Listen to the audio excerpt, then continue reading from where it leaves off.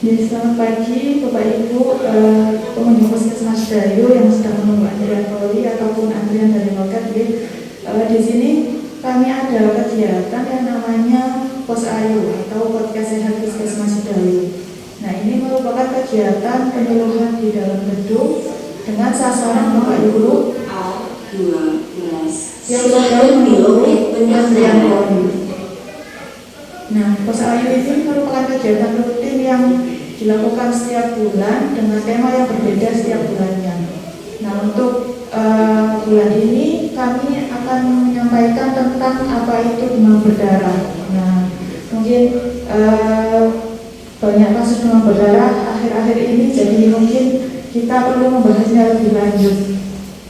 Nah, mungkin sebelum memulai, izinkan saya yaitu Ica selaku Koordinator Promosi Kesehatan, dan nanti ada narasumber kita yaitu Dr. Afisena, yaitu dokter internship yang sedang bertugas di Puskesmas Dayu. Mungkin langsung saja atau perkenalan? Langsung saja Ya. Jadi tema kita pada hari ini yaitu difokuskan untuk pencegahan demam berdarah. Tapi sebelumnya tetap akan kita bahas apa itu penyakit demam berdarah. Silahkan di loket pendaftaran. Jadi sebenarnya penyakit demam berdarah itu penyakit apa itu? Terima kasih Mbak Ica. Jadi Silahkan di loket pendaftaran. sedikit informasi ya kepada Bapak Ibu semua penunggu poli di Puskesmas Dayu yang sudah mungkin yang ada yang sudah paham bahwa penyakit demam berdarah itu adalah penyakit dengan gejala utama demam. Sudah jelas ya. Jadi gejala utamanya demam yang mana dia bisa ditularkan oleh vektor, kita nyebutnya vektor yang dia menularkan itu oleh sebuah nyamuk namanya Aedes aegypti. Jadi penyakit ini lumayan tinggi kasusnya, terutama di Indonesia. Kalau kita lihat kasusnya dari tahun 2023 pertengahan dari bulan Januari hingga Juli itu ada kurang lebih 42.000 kasus. Jadi kasus demam berdarah itu cukup tinggi dengan tingkat kematian juga yang cukup tinggi, yaitu berkisar 300 sampai 400. Memang ini adalah penyakit yang butuh concern tinggi atau perlu kita perhatikan sangat baik karena bisa menyerang bukan hanya kepada orang dewasa tapi juga bisa menyerang anak. Ya, jadi DBD ini disebabkan oleh nyamuk itu tadi ya, nyamuk Aedes aegypti. Nah, kemudian untuk gejalanya sendiri seperti apa dok? Yang gejala-gejala yang perlu diwaspadai oleh orang awam. Kalau gejala seperti saya sampaikan tadi bahwa gejala utamanya sudah pasti demam. Nah, demamnya itu pun nanti ada fasenya. Jadi ketika orang terkena penyakit demam berdarah, kita harus pahami ada 3 fase yang terjangkit pada seseorang. Satu, namanya fase demam. Yang kedua, fase kritis. Yang ketiga, fase penyembuhan. Dimana kalau kita lihat pola demamnya itu seperti pelana kuda. Jadi dia mulai tinggi, kemudian turun, kemudian naik lagi. Katanya orang yang terkecoh dengan gejala ini dianggapnya sudah sembuh, padahal itu adalah fase kritis. Karena fase kritis ditandai dengan demamnya mulai turun, tapi perburukan terjadi di sana. Itu fase demamnya. Jadi ada demam. Yang kedua ada keluhan lain, ada keluhan saluran pencernaan. Jadi dia bisa mual muntah. Yang kedua, yang ketiga bisa jadi dia ada satu pusing sakit kepala berat, nyeri di persendian atau di tubuhnya nyeri. Dan ada tanda-tanda perdarahan. Tanda perdarahan yang paling gampang bisa terlihat dari irisan. Satu. Yang kedua ketika sikat gigi, gusinya berdarah. Kemudian ada muncul bercak merah bentol-bentol di seluruh tubuh seperti digigit nyamuk. Tapi itu bukan gigitan nyamuk, sebenarnya itu tanda-tanda perdarahan. Itu tanda-tanda yang khas pada munculnya infeksi dari demam berdarah.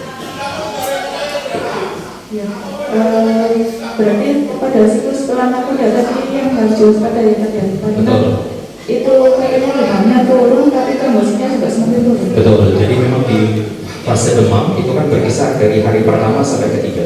Jadi biasanya demam itu akan tiba-tiba tinggi sampai dengan 40 derajat itu bisa. Kemudian nanti di fase kritis di hari keempat kelima demamnya mulai turun. Jadi itu banyak orang-orang yang menganggap dia sudah sembuh padahal itu adalah Silahkan di loket pendaftaran. Pada dalam kondisi perburukan. Jadi trombositnya mulai turun, kemudian leukositnya juga mulai turun, perburukan kondisinya. Baru nanti dia mulai demam lagi di memasuki fase penyembuhan di hari ke-6 dan hari ke-7. Nah, kemudian sebagai pertolongan pertama itu apa yang bisa dilakukan dari gejala-gejala Oke. tersebut? Sudah pasti, untuk pertolongan pertama adalah kita harus mengetahui bahwa anak ini atau mungkin orang ini itu sudah terkena demam berdarah atau tidak. Jadi kita pastikan penyakitnya. Caranya seperti apa?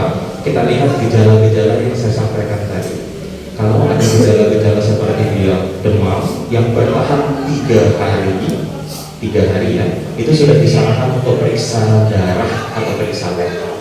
Jadi monggo Bapak Ibu kalau punya keluarga yang dikeluhkan demam sudah 3 hari, dengan mungkin dia ditambah dengan keluhan tadi, ada muntah, nyeri kepala, ada riwayat perdarahan seperti mimisan, gusi berdarah, langsung diperiksakan ke vaskes untuk dilakukan pemeriksaan darah.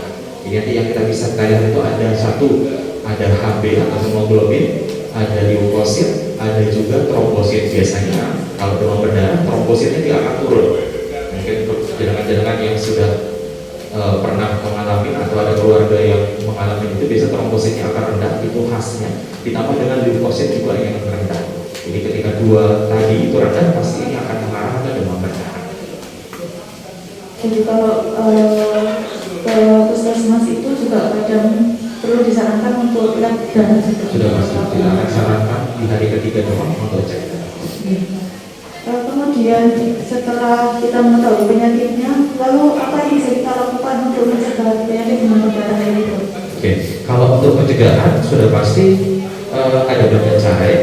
Kalau yang dicanangkan oleh pemerintah mungkin yang jangan tahu, yang mungkin banyak dilakukan, ada fogging, itu mungkin yang umum, atau mungkin sekarang slogan yang Nomor urut H2. Slogan yang baru. Di loket pendaftaran. itu ada namanya 3M+, jadi PSN 3M+, pengendalian sarang nyamuk dengan 3M.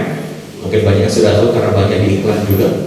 Dia menguras, menutup, mengubur atau mendaur ulang, dan plusnya itu adalah tindakan-tindakan untuk mencegah tergigit oleh nyamuk tersebut. Nah, tapi perlu ada kita ketahui bahwa dari kedua pencegahan ini sebenarnya yang lebih baik itu adalah PSN 3M+ daripada fogging. Kenapa? Karena fogging itu sendiri ternyata tidak efektif, bukan tidak efektif, kurang efektif dalam pengendalian dari infeksi demam berdarah.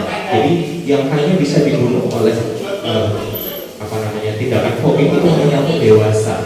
Sedangkan kalau untuk jentiknya, kemudian telurnya, atau mungkin nyamuk yang masih kecil, itu tidak bisa mati dengan fogging tersebut. Jadi memang perlu tindakan lain, yaitu adalah mencegah dengan yang tadi 3M+. Jadi memang tempat-tempat yang ada tempat-tempat yang ada tampungan air memang harus kita rutin, kita bersihkan, kita kuras sudah pasti ya, minimal 1 pekan sekali. Jadi bukan hanya kita menguras, tapi bagian dindingnya itu pun harus kita sikat. Jadi biar tidak sampai mati memang untuk jantung nyamuknya. Yang kedua sudah pasti ketika kita selesai menguras harus ditutup. Itu sudah jelas ya. Jadi biar nanti nyamuknya tidak bisa minum di sana untuk mulai bertelur. Dan yang terakhir, lanjutan dari yang tadi, kalau ada lokasi-lokasi yang untuk genangan air yang tidak bisa ditutup, pasti kita minta untuk dikubur. Tapi mungkin sekarang ada yang nanya, kalau dikubur kita butuh lahan, satu. Yang kedua, apakah tidak mencemari lingkungan? Betul, akan mencemari lingkungan. Makanya selain dikubur harus dengan mendaur ulang. Jadi misal tempat-tempat yang sekiranya akan menampung air seperti ada kaleng-kaleng gitu ya, kaleng cat dan sebagainya. Selain mungkin kita kubur, bisa kita daur ulang sebagai tempat tanaman mungkin dan sebagainya. Gitu. Kalaupun plusnya sudah pasti kan banyak ya. Kalau plus satu, mungkin kita bisa memelihara hewan yang dia mau makan jentik nyamuk. Itu paling gampang ya. Contohnya ada apa? Ikan cupang sudah pasti, atau ikan nila merah bisa. Jadi memang hewan-hewan tersebut dia bisa memakan jentik nyamuk. Yang kedua, tanaman yang dia bisa menjauh, bikin nyamuk itu menjauh dari rumah karena baunya. Contohnya ada lavender, ada rosemary, ataupun mungkin yang paling gampang itu baunya dari daun serai. Ya gitu. Bisa dari jeruk. Kemudian penggunaan obat nyamuk sudah pasti. Kalau tidak kuat dengan yang dibakar, Silakan di loket pendaftaran. dosen. Kemudian menggunakan kelambu di rumahnya mungkin kalau bisa, atau enggak kalau tidak menggunakan kelambu seperti ventilasi kita tutup menggunakan jaring-jaring biar nyamuk tidak bisa masuk. Gitu ya. Jadi memang itu tadi ya Bapak Ibu, pencegahan DBD itu dengan menjaga kebersihan lingkungan dengan 3M yang sudah disampaikan tadi, plus kegiatan-kegiatan yang bisa mencegah masuknya nyamuk ke dalam rumah, seperti menggunakan lotion, kemudian menggunakan tanaman-tanaman yang ditakuti oleh nyamuk, kemudian memakai pelampu. Nah, itu lebih penting daripada fogging. Nah, sekali lagi fogging itu adalah opsi terakhir, ya. Opsi terakhir untuk pencegahan demam berdarah. Karena fogging selain hanya mematikan nyamuk dewasa, fogging juga berdampak buruk bagi lingkungan. Termasuk juga kita sendiri, kalau misalkan di rumah ada orang tua ataupun ada anak balita, kan kasihan kalau menghirup asapnya fogging. Kemudian kalau setelah fogging kita harus ngepel berkali-kali supaya lantainya bersih kembali, itu kan juga butuh waktu agak lama sebenarnya. Nah, mungkin itu saja dok, apa ada tambahan lagi? Kalau tambahan lagi mungkin untuk kehati-hatian aja. Yang namanya demam berdarah memang ini adalah penyakit yang bisa memperburuk, jadi bisa dia menjadi keadaan kritis. Kemudian juga yang perlu diketahui bahwa tidak ada obat atau penanganan secara medikamentosa untuk penanganan DBD secara langsung. Jadi obat yang kita berikan itu tidak bisa menghentikan infeksi dari demam berdarah, yang mana ketika orang terjangkit demam berdarah, dia harus menjalani fase yang tadi yang saya sebutkan, fase demam, kritis, dan fase penyembuhan. Jadi kurang lebih dia akan sakit selama 7 hari.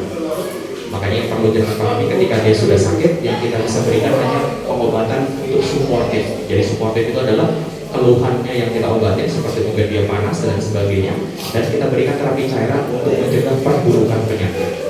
Maka dari itu perlu pentingnya untuk melaksanakan pencegahan agar tidak terkena demam berdarah. Karena ketika terkena, bisa patah. Ya. Seperti kata orang-orang dulu ya, mencegah itu kan lebih baik daripada mengobati, dan pengobatan terbaik adalah mengobati sejatinya. Mungkin itu saja yang bisa kami sampaikan. Barangkali ada pertanyaan dari Bapak Ibu sebelum antrian, ya.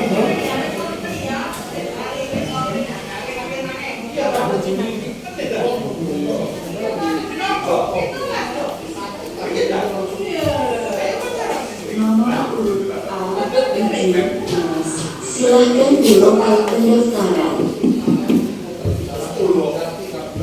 Bapak Dawari Wibowo Rajuboto, masuk ruang lansia. Baik, kalau tidak ada pertanyaan dari Bapak Ibu, mungkin itu saja yang bisa kami sampaikan. Semoga bisa bermanfaat untuk Bapak Ibu, bisa menularkan ilmunya kepada keluarga, teman-teman. Semoga apa yang kita sampaikan juga bermanfaat demi menjaga kebersihan lingkungan dan juga kesehatan masing-masing anggota rumah tangga kita. Nah, baik, saya akhiri. Mohon maaf apabila ada salah kata. Terima kasih Dr. Sena.